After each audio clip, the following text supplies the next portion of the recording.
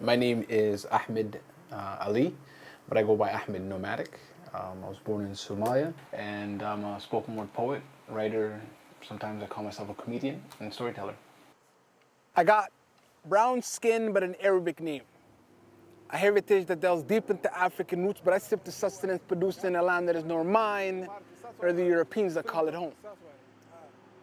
So right now we're at Marig. It's a Somali restaurant on 118 in Edmonton, Alberta. It's a fantastic spot. I usually come here whenever I'm getting some Somali food. I love coming to these places because I feel a sense of belonging. You know what I mean?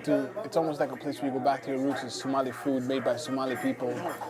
Then I found myself in Italy, the country of my colonizers, but I never truly found me. I think I was about 4 years of age when I moved to Italy, and we stayed at a boarding school for a while, a Catholic boarding school for about 2 years.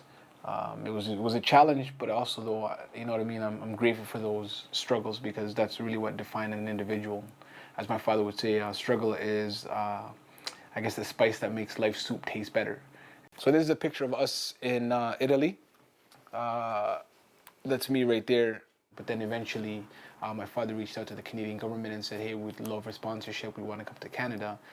I think in English and I dream in English, and I enjoy maple syrup smothered pancakes, and my kindness is unprecedented. So that must mean I'm Canadian, eh? I remember when we came to Canada, it was cold. Like, you know what I mean? The feeling was, it's totally different. That's when we first arrived Edmonton. When we arrived here, we didn't have anything. I believe we had to stay at a shelter for a bit and then eat from food banks as usual. And so we had to rebuild our home because we couldn't take much from Italy. So this is our citizenship ceremony. Oh, nice. Matter of fact, that's me. Yes, Canada has been like a loving foster parent, more than welcome to house me and give me everything I need while I compete with their children. My birth home, that's Somalia. I want to call it home, but I don't really call it. Besides, how can you call a place home if you have no one in it left to call family? Fast forward about a couple years later, my father said, come down to Somalia, and that was when I was 18.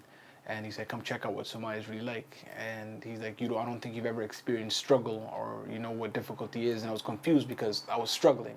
And so I went back to my country, and I'm 18 years of age. I don't really recall that I was 4 when I last left.